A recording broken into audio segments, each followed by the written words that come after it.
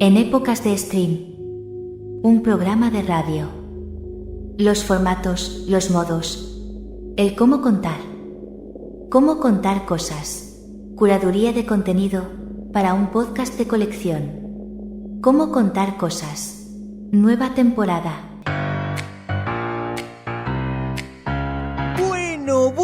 Bueno, qué programa que tenemos hoy.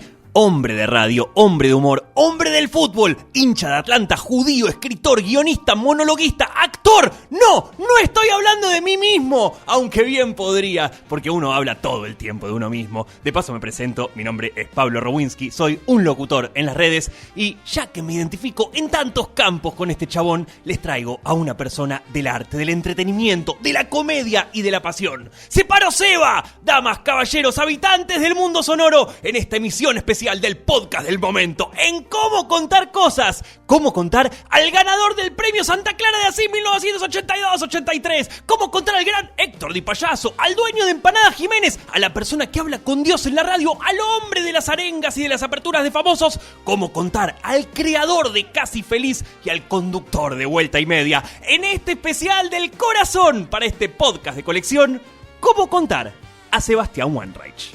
Me llamo Sebastián Marcelo Weinreich, nací en Buenos Aires, nací en una típica familia judeo-porteña de la Argentina de clase media.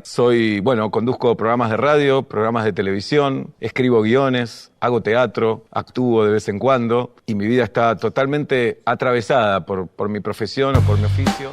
Y eso mismo vamos a desarrollar. La vida atravesada por la profesión, por el oficio, la pasión, la aventura, el arte. Por supuesto que vamos a hablar de radio y del humor. Por supuesto que vamos a hablar de la escritura y de los guiones. Y por supuesto que vamos a hablar de fútbol. Mucho, pero mucho de fútbol. Y como siempre, cuando hablamos de fútbol, no hablamos realmente de fútbol. Todo es una excusa, una gran excusa. Igual quédense hasta el final porque la parte del fútbol va a ser realmente impresionante, aunque no les guste el fútbol. Pero hablando de radio y hablando de fútbol, vamos a ir a los comienzos, al descubrimiento del sentimiento de Sebastián Marcelo, que se remonta a esas dos pasiones y que también, como siempre, juega mucho la suerte. Yo creo que esto fue una carambola, fue fortuna. A los 16 años yo ya estaba en radio y de chiquito yo ya sabía que me gustaba hacer todo esto. Yo me encerraba en mi habitación solo a relatar partidos de fútbol, a escribir cuentos, a pensar historias. Y todo eso lo sigo haciendo ahora a los 50 años.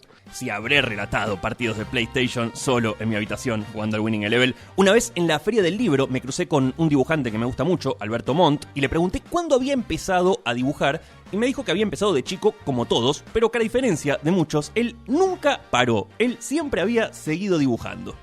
Primero empecé en las radios truchas de Buenos Aires, que eran radios de barrio con muy poco alcance, y yo hacía mis programas pensando un día en que pase esto, que finalmente pasó, que es trabajar en radios grandes, y el amor por la radio y por la escritura y por la actuación, todo eso sigue intacto. Cambió la profesionalidad, cambió la estructura de las cosas, y un poco cambió ahora que siento que estoy un poquito más aprendiendo a disfrutar de la vida, un poquito más.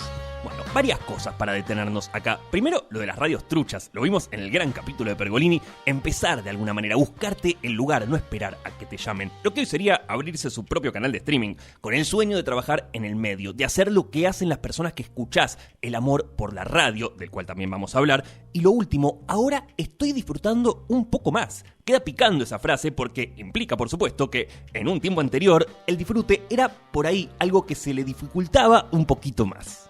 Antes, no es que no disfrutaba, pero le dedicaba todo a mi profesión, a mi oficio. Y cuando vos haces algo que te apasiona, cuando tenés una vocación tan marcada, es una bendición, pero también es una condena. Es una bendición, pero también una condena. Es muy fácil empezar a imaginar cosas que son una bendición y al mismo tiempo una condena.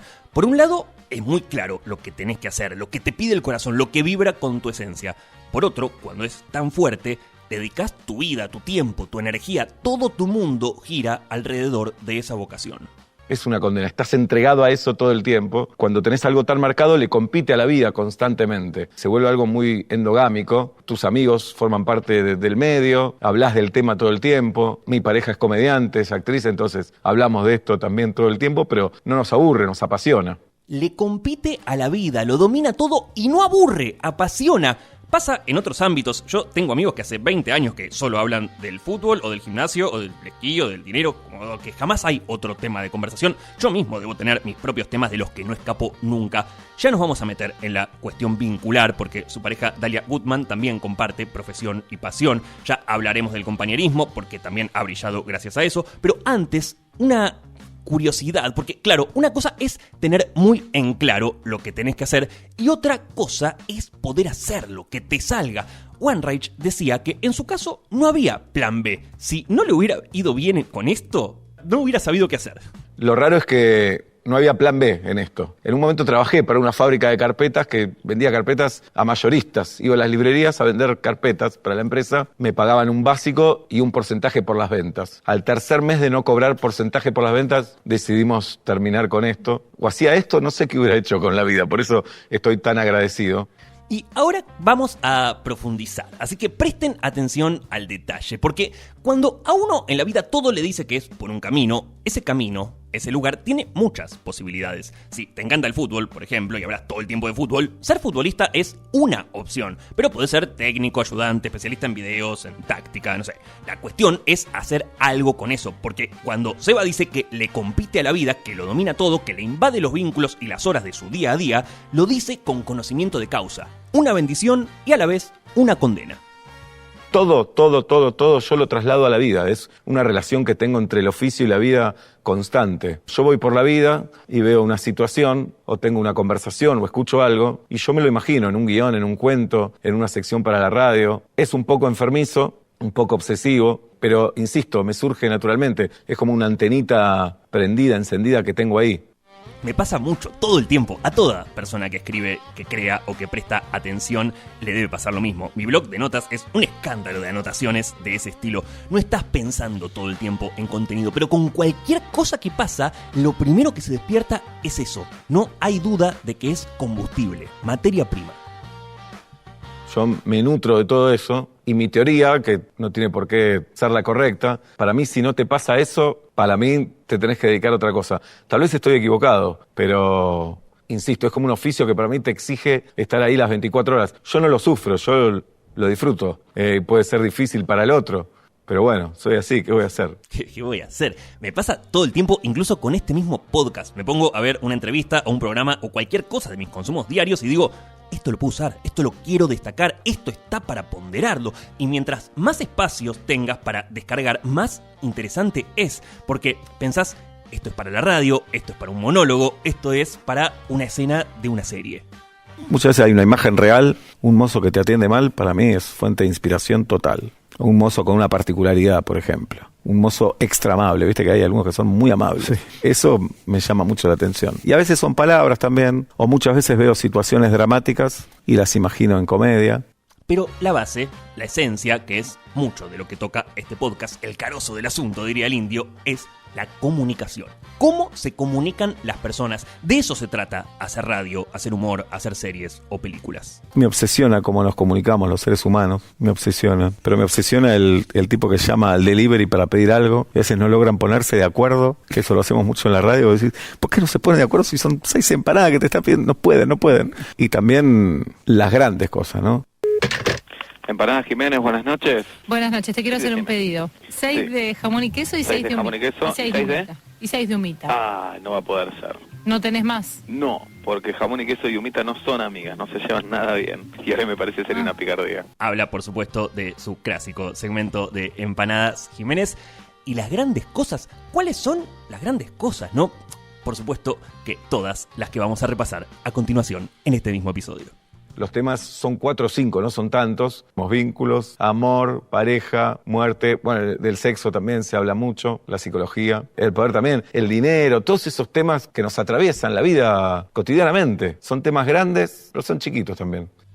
Obviamente vamos a abordar todo, cada uno a su debido tiempo, y ni hablar del humor y del fútbol, que también tenemos muchísimo, pero muchísimo. Aunque ya mencionó varias veces el tema de los vínculos y el tema de la pareja. Pero además, el tema de la pareja en este caso se vincula con el humor, porque su compañera, Dalia Goodman, es justamente comediante.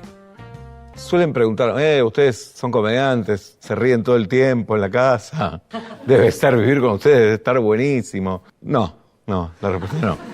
Hablen con los chicos. No, claro, es como el futbolista que no anda pateando muebles en su casa todo el tiempo, o el locutor que no va con voz de publicidad al kiosco y pide un alfajor. En algún momento podríamos hacer un especial sobre Dalia Goodman, que hace unas semanas empezó a seguirme en Instagram. No sé si porque escuchó algún episodio o por pura casualidad. Cuestión que tener una pareja que tenga la misma vocación que vos tiene cosas a favor y tiene, por supuesto, cosas en contra. A favor nos entendemos y no tenemos que darnos tantas explicaciones. Vuelve a las 3 de la mañana, vuelve a las 3 de la mañana, una función, fue a comer, anda a saber lo que hizo, pero ya está, no pasa nada. Y creo también nos entendemos las angustias y las neurosis de decir, hoy tuve una función fea, hoy sentí que no estuve bien. Entonces, eso está bueno. Claro, lo bueno es eso, dice, entender el mundo del otro, saben de qué están hechos. Y después también el poder compartir cosas de la profesión, mostrarle el material al otro, hablar sobre contratos, sobre reacción del público, miedos, etc. Cosas que les copa, que les aporta a ambos. Y bueno, lo malo es que a veces justamente es por ahí difícil salir de esa conversación. Lo malo, a veces que se vuelve un poco monotemático también. A veces es medio pesado. Estamos con ese tema ahí constante, no está tan bueno eso, puede llegar a cansar y como que estamos encerrados en lo mismo. Pero además de lo artístico también hablamos de te ofrecer un contrato, un trabajo, cómo discutirlo. Somos pésimos discutiendo contratos, pero nos ayudamos. Se ayudan, se entienden, aunque a veces canse el tema, porque el tema es también la pasión y es también la rutina. Llevan años y años dedicándose al humor, al mundo del entretenimiento.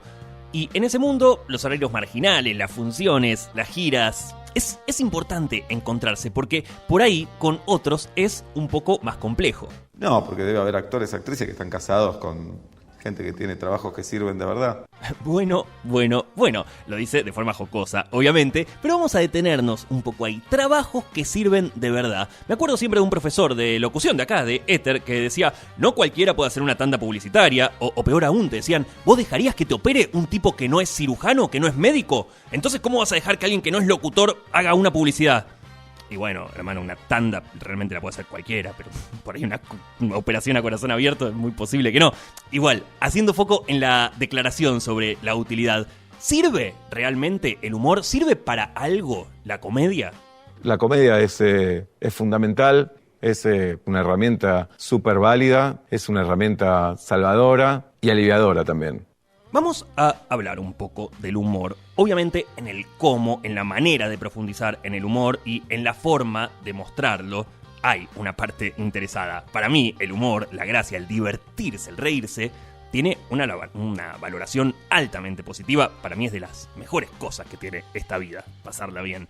Entonces, si bien One Rage es un laburante de la comedia, responde desde lo básico y lo trascendental. Cuando le preguntan ¿para qué sirve el humor? Para mí, para vivir, simbólica y literalmente. Bueno, literalmente es mi medio de vida, es la más fácil para contestar, uno de mis medios de vida. Simbólicamente porque es como un atajo siempre, o como una salida más que un atajo. Es el escape, es una opinión ante la vida también. Una opinión ante la vida, una manera de habitar el mundo. El humor es un escape, una válvula de salida, una forma de huir. Por eso también se lo relaciona muchas veces con la cobardía, con evitar confrontar con la realidad que te presenta este mundo. Un poco es cobardía de la mano de la resignación, es decir, bueno, señores, ante la tragedia, yo lo único que puedo hacer es reírme porque no tengo solución y es la cobardía de decir, a veces en lugar de enfrentarlo, y prefiero hacer un chiste. Pero también es una manera de poner el pecho. Es valentía también, ¿sí? Es las dos cosas.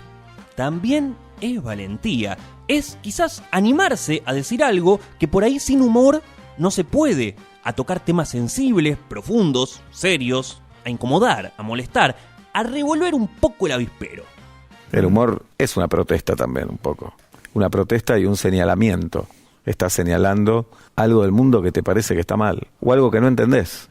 One Rage dice que a él le encanta el humor y que se siente seguro, que se siente que está diciendo algo importante. Menciona a David Trueba, un español, que decía, si vas a decir algo importante, que no sea en serio. Lo nuestro, la importancia del cómo contar cosas. Porque el humor, ya lo dijo antes, tanto para quien lo hace como para quien lo recibe, es también salvador, es también un alivio.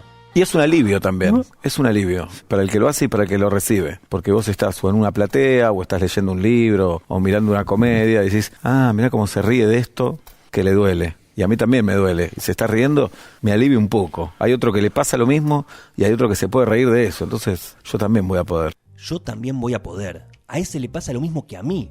Qué mensaje, qué valor que toma de pronto la comedia con la identificación en algo tan importante como la propia opinión de uno, con el entusiasmo interno, con lo que se conoce como la autoestima.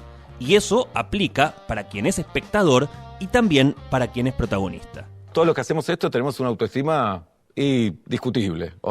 Digamos, tenemos la autoestima muy arriba porque nos creemos como muy importantes, como para decir, yo salgo al escenario, yo escribo un libro, escribo un guión, porque tengo muchas cosas para decir, soy muy interesante. Eso hay que tener la autoestima muy arriba, pero muy abajo también, porque decimos, necesitamos hacer todo esto para generar la atención de ustedes, para que nos quieran, para que nos valoren. Y a propósito de esto, en esta dinámica contemporánea de las redes sociales, de la exposición del éxito, de la fama, el autoestima es fundamental, la estructura interna, la salud mental. Por eso también hablábamos de la valentía. La comedia es opinión y es también exposición.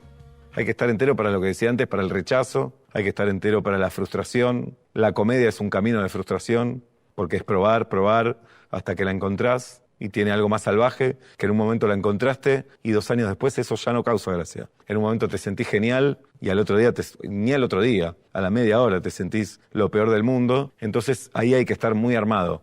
Y sí, hay un dicho muy famoso en la comedia que dice, quien ha hecho reír ha pagado por ello. La comedia es un camino de frustración, dice, y a la vez es un camino de alegrías también. Pocas cosas más hermosas que reír y tener el superpoder de provocar risas, alegrías, momentos de pequeña felicidad en muchas personas al mismo tiempo. Para mí es algo realmente espectacular. El hombre, el ser humano no sabe qué hacer ante el elogio. Como cuando te critican es mucho más fácil porque te armás ahí cuando te critican. Cuando te elogian no sabes qué hacer. Te sentís bien pero te sentís incómodo. Y muestra un poco la locura, ¿no? Porque yo hago cosas para que me aplaudan y a la vez me incomoda. Entonces, ¿qué carajo quiero? Es la pregunta. Claro, pregunta que por supuesto no vamos a responder porque no tiene una única respuesta. Estas cosas funcionan así. La lucha interna es una constante. Quiero y no quiero. Es el gato neurótico de Schrödinger. Algo hermoso y a la vez terrible. A veces estoy en el escenario y algo está funcionando y digo, quiero esto para mi vida. Lo que es complicado a veces también. Cuando la neurosis la tenés a 1000, estás arriba del escenario, el teatro explota en carcajadas, decís, lo estás disfrutando y decís, esto no lo voy a lograr otro día de mi vida. Es la última vez. La última vez. Pero después vuelve a lograrlo una y otra vez. Lo que me gustó a mí, que destaco, es ese momentito de quiero esto para mi vida. Un profesor que tuve de teatro decía que todo lo que hacía en su vida era para poder estar un ratito ahí arriba del escenario. Todo el resto era para poder darse ese lujo, ese placer. Lo que hablábamos en el episodio de Mercedes Sosa, de constituirse con lo que uno hace, con lo que uno es. Como si se mezclara, se fusionara, como si hablásemos casi de lo mismo. Soy lo que hago y hago lo que soy. Algo que también le pasa en la escritura. Yo cuando estoy escribiendo y siento que me sale algo que está bueno, digo, acá estoy yo. Por eso me pasa en todos los escenarios. Y después la radio tiene algo que envuelve a las demás. Para la radio podés escribir, podés actuar, sí, podés entrevistar. Claro, es un mundo muy amplio y por eso también la hermosura. Qué sensación esa de decir, acá estoy yo, esto es lo mío. Estoy realmente expresando lo que quiero expresar de la manera que me identifica.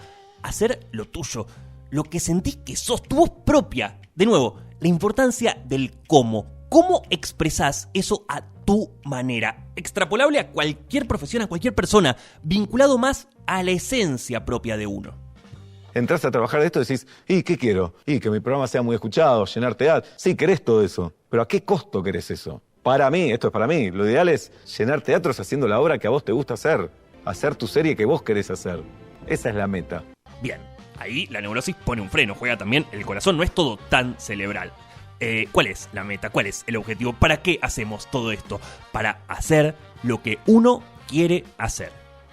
Siempre vemos algunas metas o algunas cimas, y es todo mentira eso. Si te hace feliz está buenísimo, si no, no es obligatorio tener que llegar a un lugar. Porque tal vez tu felicidad es actuar una vez por mes y para el otro la felicidad es actuar todos los días, no sé. También hay un sistema que te pide que actuar una vez por mes. Es probable que no le sirva a ningún teatro ni a ningún productor. Entonces hay que negociar ahí. Pero no es verdad que existen las cimas, las metas, o por lo menos no son colectivas esas. Cada uno sabrá cuál es su meta. Y eso te lo dan los años, conocerse a uno, no dejarse llevar por las ideas de los demás. Es dificilísimo todo eso. Y por eso mismo importa tanto conocerse, probar, investigar, ir viendo lo que resuena con uno, lo que sale de adentro, que vibra con lo que uno es, pero también el análisis, la terapia, la escucha profesional, que no es otra cosa que escucharse a uno mismo. ¿Qué estoy diciendo? ¿Cuál es mi discurso? ¿Por qué estoy expresándome de esta manera? Autoconocimiento. Es decir, análisis. Análisis total. Y es un ejercicio de autoconocimiento, además. No es que ya te conocés 100%, entonces yo creo que porque no te conocés 100% salís a hacer eso también. Y ahí te vas conociendo un poquito más. Nos creemos analistas, lo que hicimos tantos años de terapia. 2 veces trabajé en ficción como analista.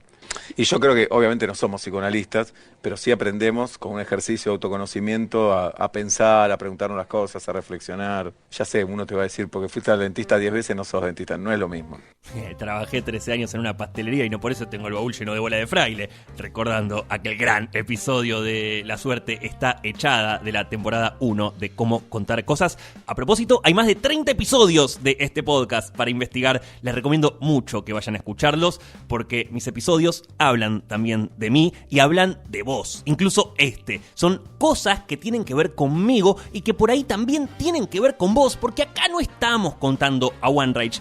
Quiero decir, obviamente que estamos contando a One Rage, pero estamos hablando del hecho artístico, de la profesión, del hábito de la creación. Estamos en parte hablando de las identificaciones de mi vida, que es por ahí también tu vida o algo así. Ya lo digo en mi canción, hablo todo el tiempo de mí y nos pasa un poco a todos. Esto también es el guión, es la comunicación, es también la escritura, el humor, las cosas que nos gustan, las que nos alegran un poco más la vida, y eso está de alguna manera volcado en lo que hago y en cómo lo hago, porque como dice el gran Sebastián Marcelo Wanreich, escaparle a lo autorreferencial es prácticamente imposible. Se abusa mucho hoy de lo autorreferencial, pero para mí es imposible no serlo. Incluso cuando estás hablando de otros temas que nada tienen que ver con vos. Como si yo escribiera una serie sobre 3 abogadas, obviamente va a está siempre la impronta del autor, están recuerdos del autor, y no todo es autobiográfico, o sí, no sé, es medio confuso eso. Es como la formación de uno, es lo que leíste, lo que escuchaste, lo que viviste. Vos ponés todo ahí. Cuando armás un personaje, te acordás de un amigo, te acordás de una pareja que tuviste, te acordás de un familiar, le vas poniendo condimentos. Entonces, es inevitable.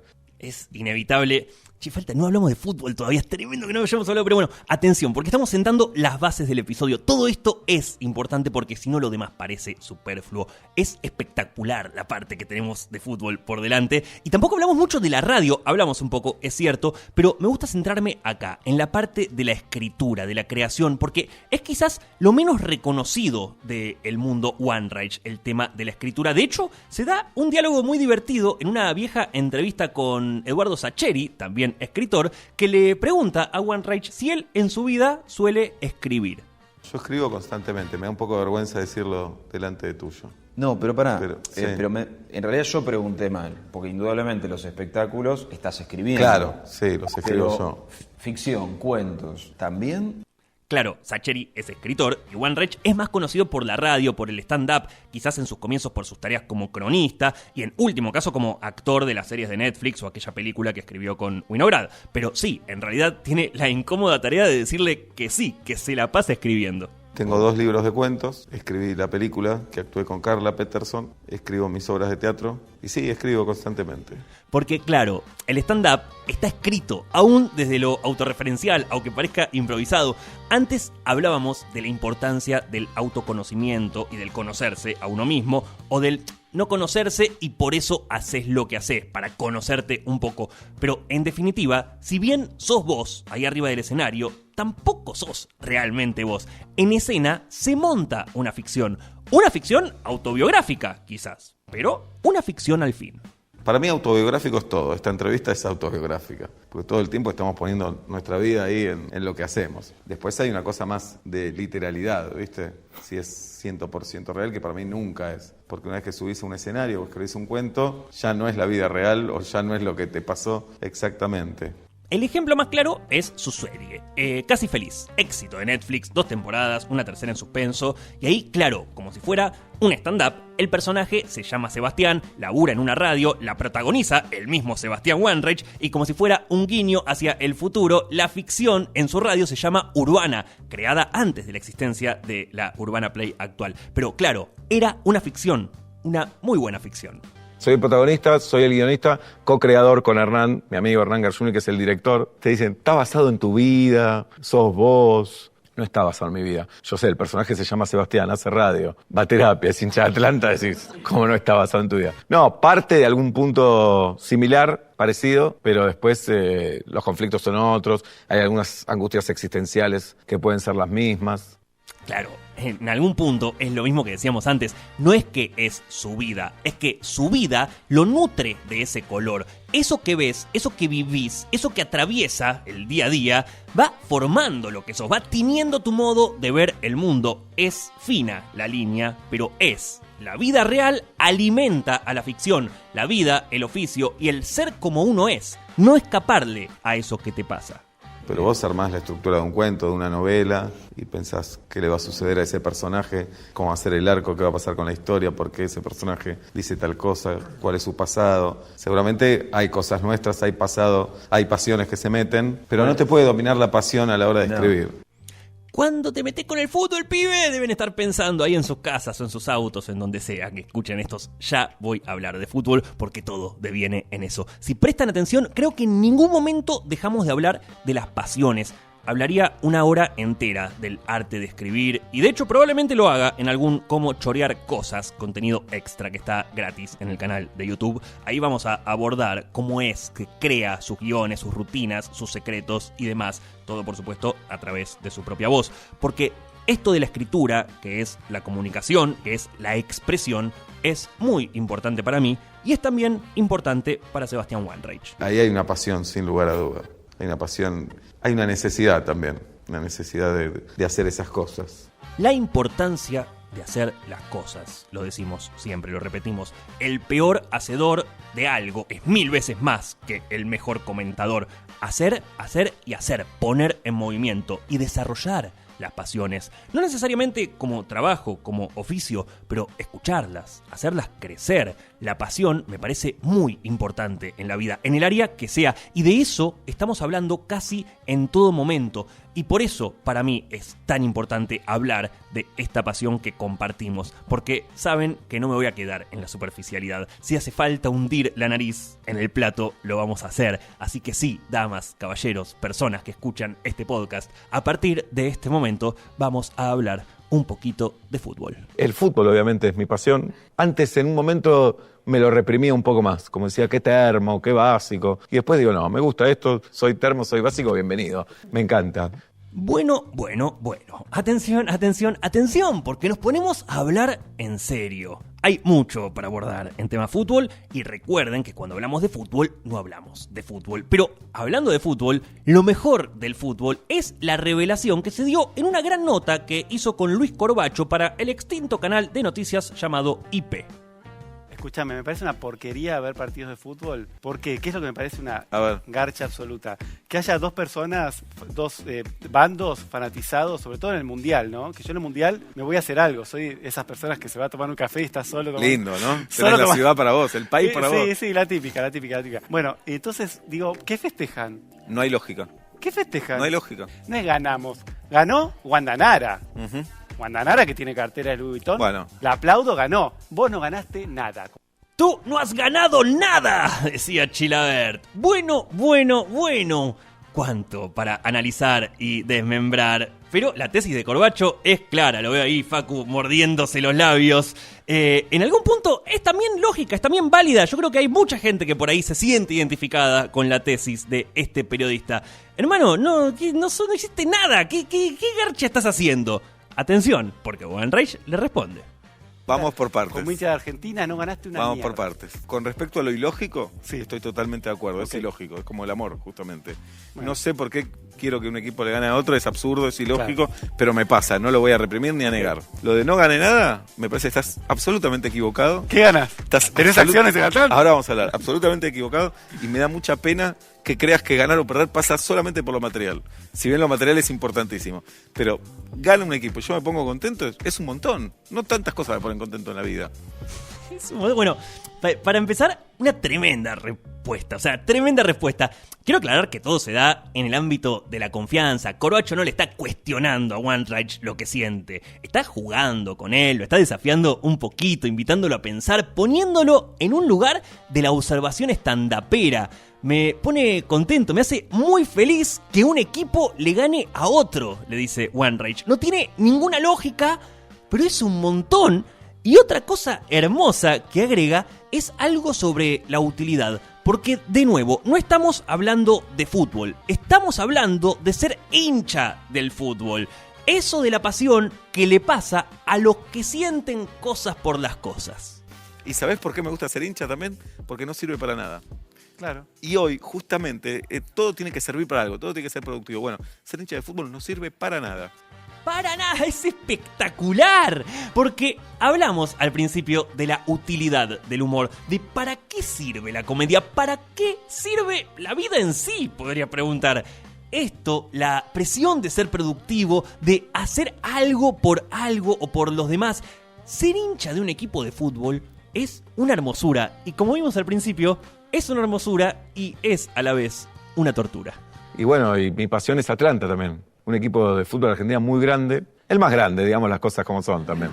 Que no tengamos vergüenza. Y se me va mucho tiempo en Atlanta. No solo yendo a la cancha, sino que pienso, hablo con los jugadores, con el técnico. La mayoría de mis amigos son de Atlanta. Y bueno, tenemos chats y opinamos. Y digo, si alguien de afuera viera esto, por Dios.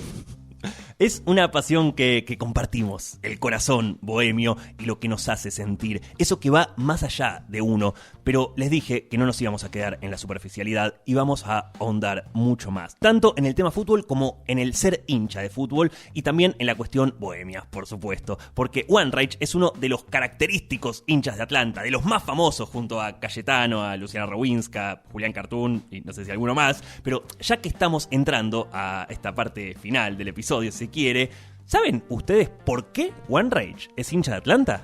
¿Por qué Atlanta? No, la respuesta es ¿por qué no de Atlanta? No, Para pero mí. Pero Yo no entiendo a la gente que es de otro equipo. Tremenda esa respuesta, totalmente. ¿Por qué no? ¿Por qué vas a ser de otro club? Al de Boca, al de River. Ganar una Libertadores más no le cambia nada. Tienen 4, 5, 6. Yo, cuando salimos campeones de la B Metropolitana, me puse a llorar. Yo me muero por ver a mi equipo en primera. Pero bueno, de algún lado, por supuesto, que sale el fanatismo por el bohemio. En mi caso tiene que ver con la cuestión familiar por parte de mi viejo y de mi abuelo. En el caso de Wanreich, él lo vincula con la madre. Está bien, pero ¿cómo se te reveló? Mira, hay varias. El primer dato que te voy a tirar te va a emocionar, prepárate para llorar. Cuando mi vieja estaba embarazada de mí, mi familia iba a Atlanta, al club social. Yo creo que ahí empezó todo. ¿Viste lo que dice Freud, de la madre? Uy. Ahí empezó todo. Bueno, y dice que su viejo no, que, o sea, le gustaba el fútbol a su viejo, pero que era normal, tipo agnóstico, le dice, y que los hermanos y él sí, que eran más enfermitos o creyentes, le va a decir Sacheri. En cambio nosotros somos absolutos creyentes. Hay algo de religioso ahí. Algunos me decían, hacés tantos kilómetros para ver Atlanta. Yo decía, ¿y vos ayunás un día porque pensás que Dios te va a inscribir en el libro de la vida? ¿Quién está más loco? Tal vez estamos los dos igual de locos. Y sí, un religioso del fútbol y de la Biblia creo que no, por ahí no se alejan tanto. En algún punto sí tenía mucho que ver su viejo igualmente en la cuestión de Atlanta. Él ya decía, su vieja iba a Atlanta cuando estaba embarazada de él, pero en realidad parte de la simpatía por el bohemio, además de que eran del barrio, de que iban al club y todo, tiene que ver con que un primo de su padre era futbolista profesional. Imagínense que es como que tu tío hoy juegue en Temperley. Mi viejo no es futbolero, tenía un primo que era Roberto Cívica, que era futbolista Roberto. Jugó en River y terminó su carrera en Atlanta justo. Mis hermanos sí, futboleros, Raúl y Diego. Raúl está, Diego es el que se fue, que no está. Sí, los tres muy futboleros, hicieron tema como otros. La música era un tema, por ejemplo, y el fútbol también. Y ahí sí había cancha. Y empecé a ir, la cancha de Atlanta era la que más cerca teníamos, y después empecé a ir solo. Me pasó también. No que tenía un tío futbolista, pero sí que me lleven a la cancha, que me contagien la pasión y que después se desarrolle solita en mi cuerpo. Al principio con mi viejo y con mi tío Abo, que también se fue y que está enterrado con un banderín del Bohemio, igual que mi abuelo, que también venía y que después empecé a ir solo también en algún momento, y es algo que por algún motivo empieza a crecer y ocupa un gran lugar en nuestra vida. El primer programa de radio en el que trabajé era sobre Atlanta. Yo ayudaba en un programa que se llama Mundo Bohemio, porque Atlanta le dicen los bohemios, y entonces se unieron las pasiones ahí, la radio y Atlanta. Después trabajé en otro programa de Atlanta, estuve en una transmisión, y me sigue pareciendo importante. Ser hincha no sirve absolutamente para nada, y a la vez es algo tremendamente importante. Nos pasó hace poco en el Mundial, cuando jugamos la final del mundo. ¿Viste cuando usás esa frase, ni que fuera la final del mundo? Bueno, jugamos la final del mundo. Pero hablando justamente de la importancia, vamos a ir para el otro lado de la reflexión, a ver de qué lado de la mecha te encontrás. Justo estoy en un momento que estoy como cuestionando el folclore del fútbol, la cultura del fútbol, no la pasión, pero sí la sobreactuación de la pasión. Me parece que hay una cosa ahí de como que al fútbol se le permite todo, que el hincha de fútbol es el único que tiene pasión en la Argentina, el único que siente, aún teniendo pasión por el fútbol o por un club, por un equipo. Claro, aún siendo parte, lo dice cuestionando desde el lado de adentro. Hay algo de la sobreactuación, dijo, de la sobrereacción que está generando el fútbol en el último tiempo. Tratamos como algo súper importante, algo que en teoría no debería ser tan importante. Hay por supuesto también mucha pose, mucho hago como que soy hincha, como si fuera una competencia de quién es más hincha de. Y esto es fútbol, hermano, el fútbol puede pasar cualquier cosa, siempre adentro de una cancha. El hincha es un apasionado, es como mucho un motivador, pero sobre todas las cosas, en el mundo del fútbol el hincha es un espectador. El hincha es pasivo en la cancha. Me parece que la cultura y el folclore nos hizo creer que el hincha es activo, que el hincha determina si gana, que es un jugador más del equipo, y me parece que no es así. Obviamente aporta, ayuda o empeora incluso el hincha, la hinchada, generando presión. Pero no es determinante, nada es determinante en el fútbol y posiblemente tampoco en la vida. Por supuesto, si hablamos de cuestionamiento de la cultura y del folclore, hay más de un punto para tocar. Y de eso se encarga Sebastián Wenreich. El hincha es muy facho, somos muy fachos, muy cerrados. Perdón que vuelva con la cultura del fútbol, pero es homofóbica, xenófoba, machista, de lo peor. Y de lo peor. Y muy graciosa también, hablando del humor. Pero sí, hoy lo veo en tiempo presente y me parece un poco terrible. A la vez me recuerdo a mí mismo con 14 o 15 años en la tribuna y mis canciones favoritas de la cancha eran las peores, las más violentas, las más picantes. Al día de hoy, con más de 30 años, yo veo pibitos de 13, 14 años en el Paravalancha Atlanta y me da un poco de cosa porque la cocaína, la marihuana, la violación están presentes prácticamente en todos los temas, en todas las canciones. Pero bueno, no tengo mucho para agregar. Entonces, por un lado, tengo ese cuestionamiento. Me parece que es un folclore y una cultura que no nos hizo bien y que no le hizo bien al fútbol, además. Pero Atlanta quedó eliminado hace poco y me llama la atención cómo me afecta. Pensé que no me iba a afectar más. Es terrible, me pasó mucho eso. Tuvimos unos años de quedar afuera en los reducidos finales en situaciones insólitas. Y vos decís, hermano, tengo 30 años, no me puedo poner tan del orto por un partido de fútbol que ni siquiera jugué yo. Pero la reconcha de Dios, teníamos que empatar con Español de local y perdimos 1-0, me quiero matar. Para mí somos unos imbéciles, así. Si alguien que no curte todo esto, lo ve de afuera y dice, son dos pobres tipos. Y un poco sí. Un poco sí. Además, está esta cuestión de que el fútbol saca lo peor de uno a veces. Uno se salvajiza ahí. Hay algo de libertad, hay algo de lo primitivo. No saben lo que grité yo en estos últimos partidos. Ahí dentro del fútbol podés llegar a cuestionarte todo. Afuera de la cancha me considero una persona más o menos honesta, criteriosa, pero dentro de la cancha digo, es un escándalo todo lo que pasa en el fútbol, un escándalo total. Pero cuando benefician a tu equipo nadie dice, hoy nos beneficiaron, ¿cómo puede ser esta locura? Y con tal de que tu equipo gane... Todo lo demás, o sea, el fin justifica los medios de una manera... Incluye madre a veces, incluye madre. Es tremendo. ¿En qué sentido incluye? No, que vos le decís a uno, ponele, cuando San Lorenzo no ganaba la Libertadores, vos le decís a un hincha, ¿Que tu mamá viva hasta los 100 y no ganás Libertadores? ¿O que viva hasta los 85 y la ganás? Y te voy a decir, bueno, son 15 que Claro. ¿Y cómo vas a vivir de los 85 a los 100? Un saludo para mi familia amada que escucha este contenido y gracias a ellos también por ayudar a que pueda haber desarrollado mis pasiones. Sacheri dice algo muy lindo al respecto del fútbol, que arranca el partido y vos vas y a esos 11 flacos le decís, muchachos, tomen mi autoestima, hagan lo que quieran con mi corazón.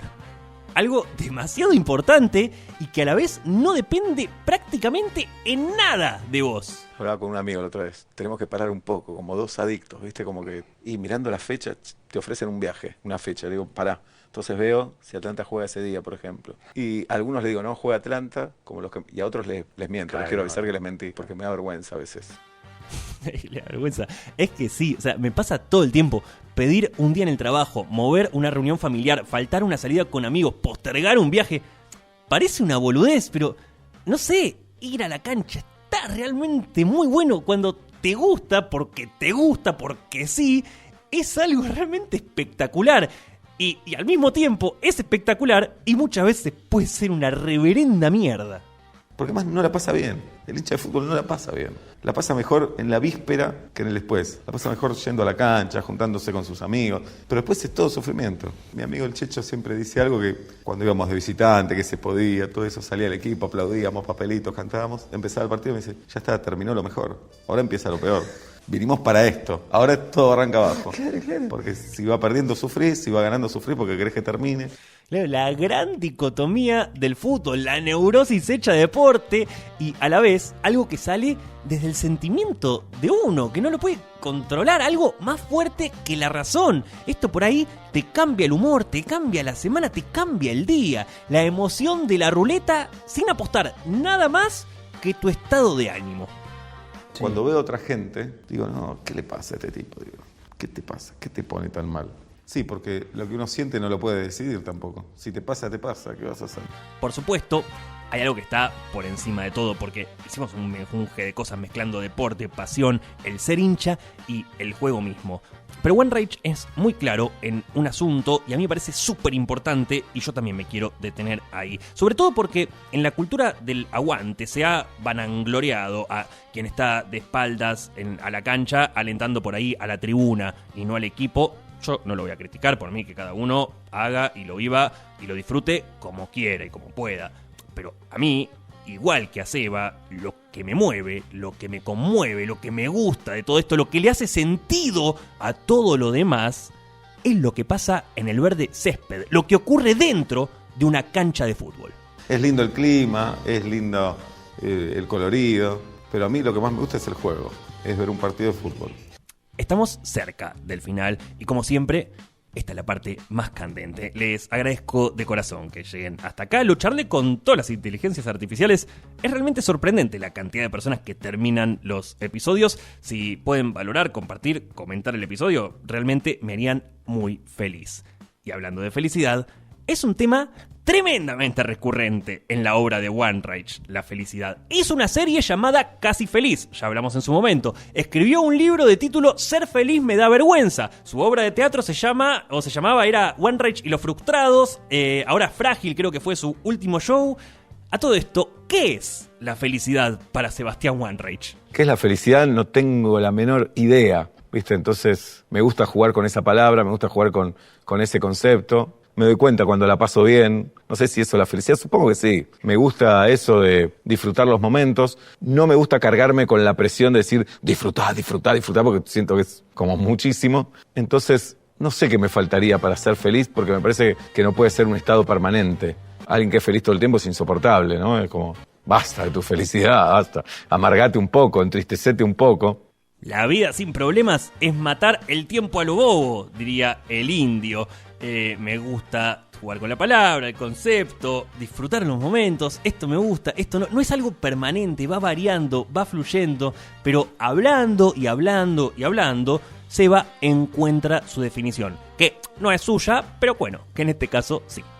No me acuerdo quién lo decía, debería citarlo, no fue Sartre esto, que la felicidad es estar de acuerdo con uno mismo. Eso va al sobrecito de azúcar total. Entonces, trato de que mi vida se parezca a lo que deseo, que no es fácil, pero bueno. Pero bueno, de eso se trata un poco su vida. Y de esa búsqueda va lo que me interesaba destacar.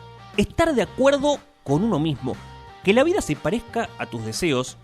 Y no es fácil, porque como vimos, no siempre es tan claro. Hay que buscar, hay que probar para saber qué estás deseando. Porque al final, fingir, posar, tener el deseo de otro, que igual siempre tenés el deseo del otro, hacer de cuenta, a vos no te sirve para nada.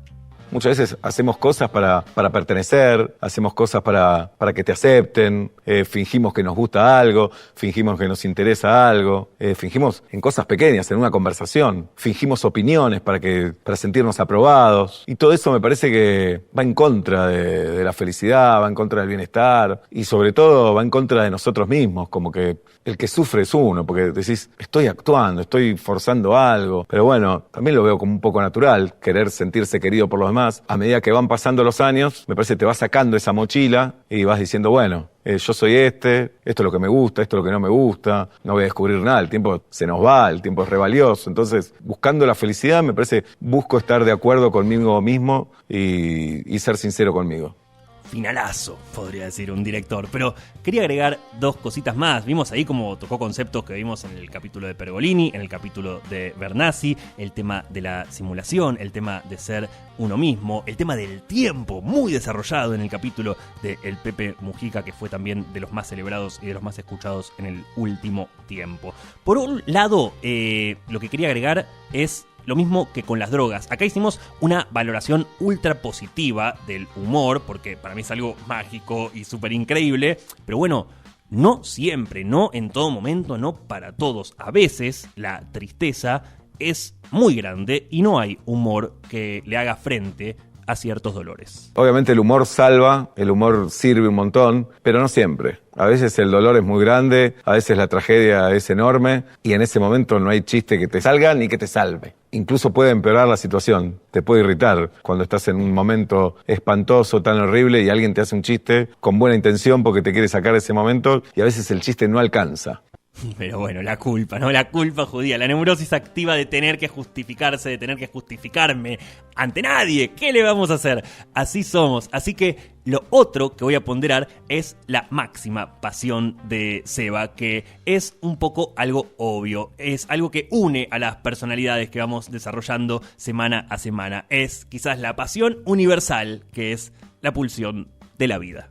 Y voy a ser muy cursi, pero me apasiona vivir, me doy cuenta ahora. Me pongo colorado la cursilería, pero lo descubrís con los años, me gusta mucho estar vivo, me gusta hacer cosas, me divierte, eso. Y por suerte hace cosas que nos divierte a muchos. Eso, una curiosidad, porque también hay mucha gente que podría decir, ¿sabes que a mí no me causa gracia One Reich? Bueno, atención con este final, porque al parecer al propio One Reich tampoco le causa tanta gracia él mismo. ¿Te causás gracia? Es excelente tu pregunta. Excelente. No me causó gracia. A veces, pero creo darme cuenta cuando estoy bien y cuando no. Cuando estoy bien me divierto. No es causarme gracia, pero me divierto. Me gusta, qué sé yo, cuando escribo un monólogo, escribo el guión de Casi Feliz. Yo sabía dónde había un chiste, no es que no sabía. Entonces no me causa gracia, pero me divierte mucho. No me causa gracia, pero me divierte. Y como decía, también nos divierte a muchos. Un grande Seba. La verdad se ve tanto hablando de él y de mí que ni tocamos su programa de radio, ni tampoco hablamos de sus compañeros. Gran saludo a Julieta Pink, a Pablo Fábregas, a Peto Menagen. Hay mucho de One Reich hablando de ellos. Ya lo vamos a repasar en un cómo chorear cosas bien extenso. Tampoco tocamos su vida con Fernando Peña, que fue totalmente bisagra en su carrera y en su mundo, y de quien también ya haremos un súper especial a todo culo en cómo contar cosas. Ya habrá tiempo para desglosar todo esto en los especiales de entre semana, por eso les recomiendo mucho que me sigan en todos los lugares si es que nos quieren oír. Hasta entonces, un gran saludo a todas las personas que llegaron hasta acá. Y para lo que escuchaban esta cortinita cada tarde de sus vidas, un regalito al corazón en esta emisión especial de cómo contar cosas, cómo contar a un genio del humor que llena teatros, cómo contar un bohemio de corazón, hombre de radio y televisión, escritor, guionista, humorista y actor, un apasionado de la vida. En este especial del corazón, cómo contar al Cebolla, cómo contar a Sebastián One Reich. Sueño que vuelo en el viento el aroma a café. Cada vez que la aguja acaricia las 6. Con la radio prendida todo lo que da. Va a ponerme en sintonía buscándome el dial. Hay la distancia entre el camino y la pasión. Hay metro y medio entre los pies y el corazón. Hay la distancia que separa al domador. Hay metro y medio hasta la boca del león. Ay, la distancia no fue tanta en el amor. Hay metro y medio entre Romeo y tu balcón. Hay las distancias que disfrazan al dolor. Hay metro y medio entre las flores y el cajón. Muchas gracias, Facu Sosa, en la operación de este podcast de colección. Pueden revisar los otros especiales que hay, algunos para rechuparse los oídos. Un placer inmenso el crecimiento de esta comunidad. Tenemos muchos más capítulos por delante. Sigamos compartiendo, difundiendo y creciendo. Esto es Cómo Contar Cosas. En épocas de stream, un gran programa de radio. Hay metro y medio apenas hay. Metro y medio apenas hay. Metro y medio apenas hay. Metro y medio apenas hay. Yo muchas veces digo, me pongo a escribir un texto nuevo, un guión. Digo, sigo hablando de lo mismo, digo. Esta vez de otra manera, pero sigo hablando de lo mismo. Y en definitiva siempre hablamos de lo mismo. ¿Cuántos temas hay en la vida? Hasta aquí, cómo contar cosas. Los formatos, los modos, el cómo contar. Cómo contar cosas. Un podcast de autor entre los más escuchados de la Argentina. Este podcast se hace con amor. Si te gustó este contenido, dale like y suscríbete. Cómo contar cosas. Curaduría de contenido para un podcast de colección. Muchísimas gracias por escuchar hasta el final. En esta época, es realmente un gran valor. A las personas que disfrutan esto, gracias por compartir esto que nos une. Hasta la próxima. Lo que uno siente no lo puede decidir tampoco. Si te pasa, te pasa. ¿Qué vas a hacer?